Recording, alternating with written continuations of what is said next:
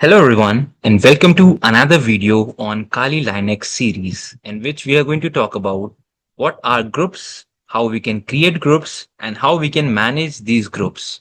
Because in the future videos we are going to talk about the file and directory permissions in which we are going to use the concepts of users and groups.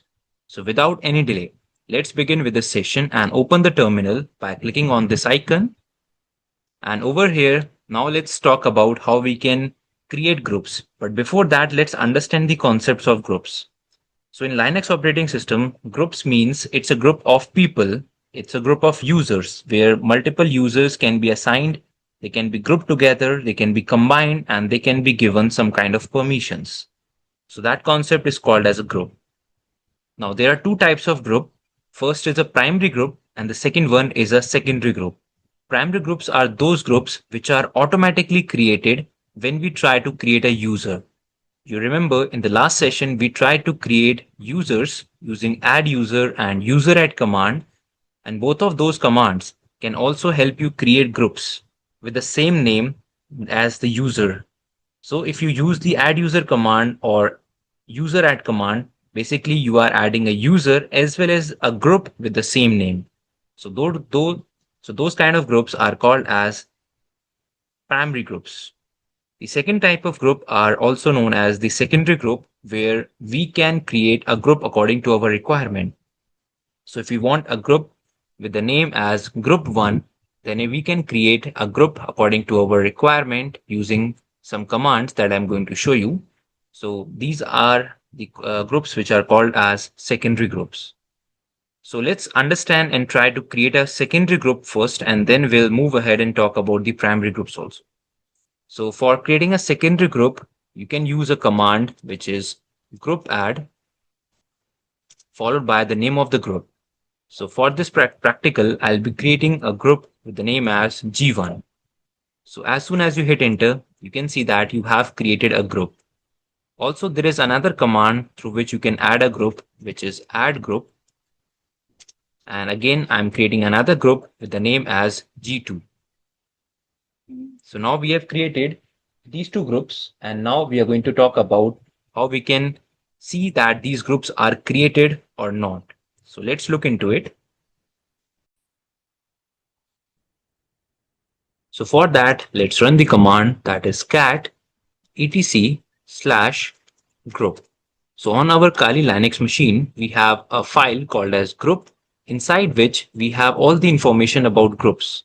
And this file is stored in the /etc directory.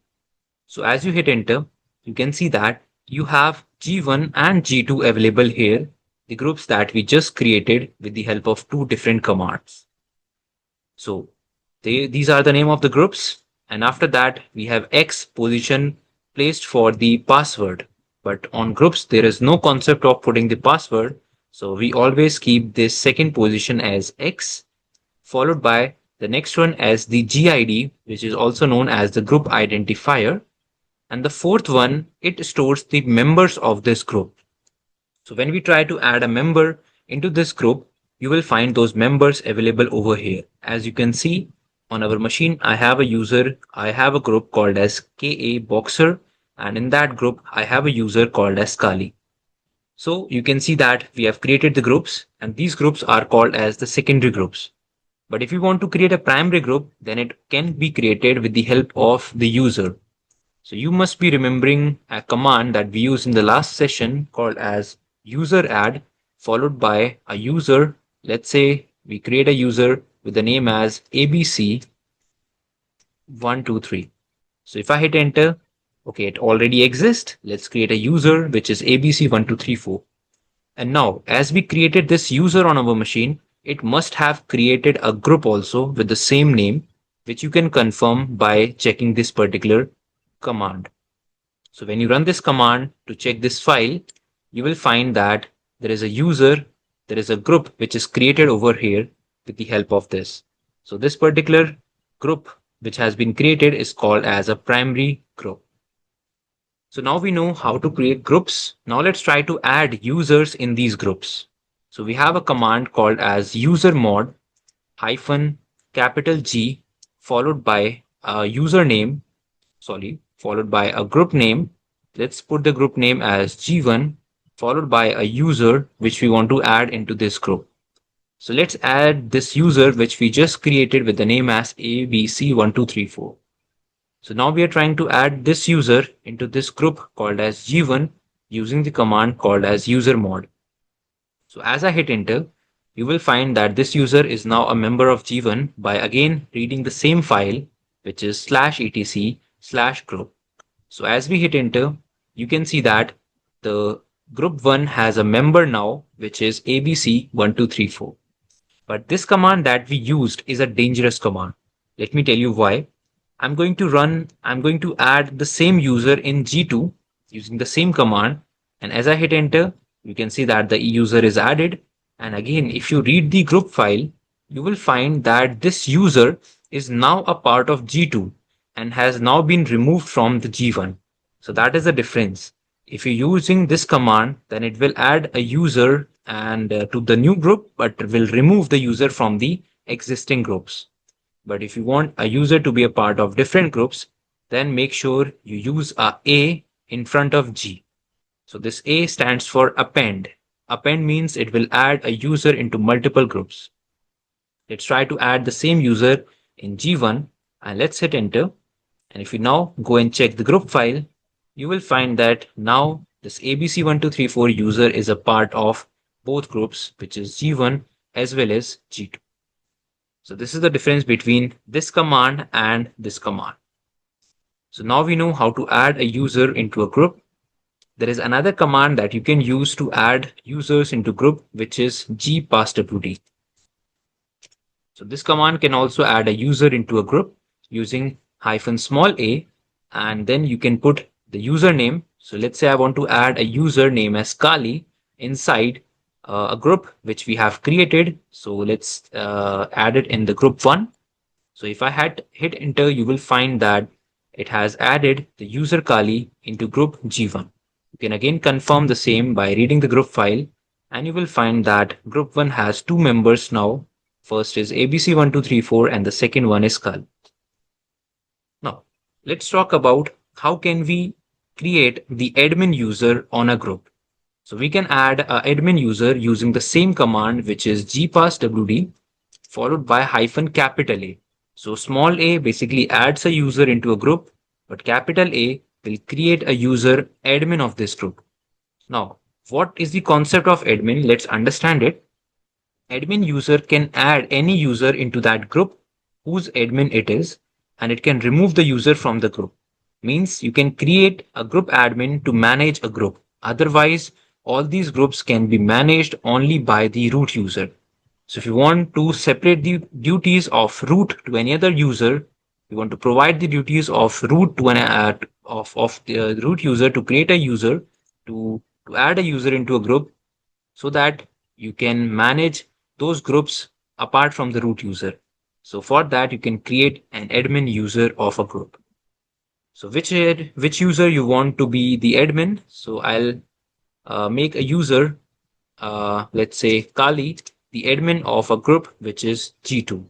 So for that, you can run this command, and now the admin of this group G2 is the Kali user.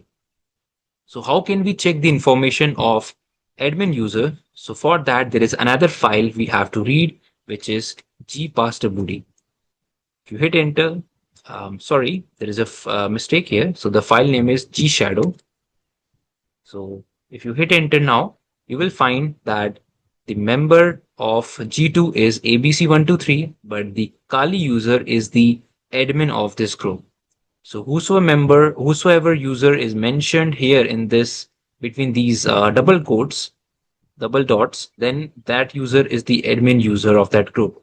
As you can see, G1 has no admin as of now, but if you want, you can add an admin user here. Let's say we have a user on our machine called as XYZ. Let me try to make this user the admin of G1. So let me hit enter, and now let's run the gshadow command again. And as you can see, the XYZ user is the admin of G1. So it doesn't matter whether the user is a part of the group or not, but yes, that user can become the admin user. Now, if you want to remove the admin user, you can simply put single quotes here, which will remove the user or which will remove the admin user of this group. You can confirm the same by checking this command, and you will find that the user has been removed from the admin position. So if an admin wants to see or wants to add a user into group, let's say I am the admin, the Kali user is the admin. So let's switch to Kali user. And once we are Kali, let's try to add a user using gpasswd command with with hyphen small a. And let's add a user in this group. So let's add XYZ into the group called as G2. Because I am the admin of G2, I can add this user into this group. And if I hit enter, you will find that I am adding the XYZ user into the group called as G2, which you can confirm by reading the etc shadow file, etc group file. So if you hit enter, you will find the XYZ is a member of G2. But if I try to add XYZ into G1, I will get the error said permission denied because I am not the admin of G1. So that is the concept of it. Now, if I want to remove a user from the group, so admin can remove the user also. You can just replace it with D and you will find that the user is being removed from the group. You can still confirm the same by checking the group file. You will find that the user has been successfully removed. Now, everything is done. Let's try to delete the groups. So you can delete the group using the del group command followed by G1. If you hit enter, you will find that the group is deleted by just reading the group file. You can see that the G1 group has been removed. Also, apart from this command, you can use another command, which is group del to delete the group. Let's remove the G2 also, and you will find the G2 group has also been removed from the machine. But if you want to remove a primary group, then you have to use the command del user followed by the name of the user, which is abc1234, so that you can remove a primary group. So I hope that we have understood how to create a group, how to manage groups, how to add members into the group. And now in the next video, we are going to talk about the file permission and directory permission using groups and users. So that is all for this video. Thank you guys and stay safe. If you want to join the live practical focus training on Kali Linux, then you can contact us on the number shown on the screen.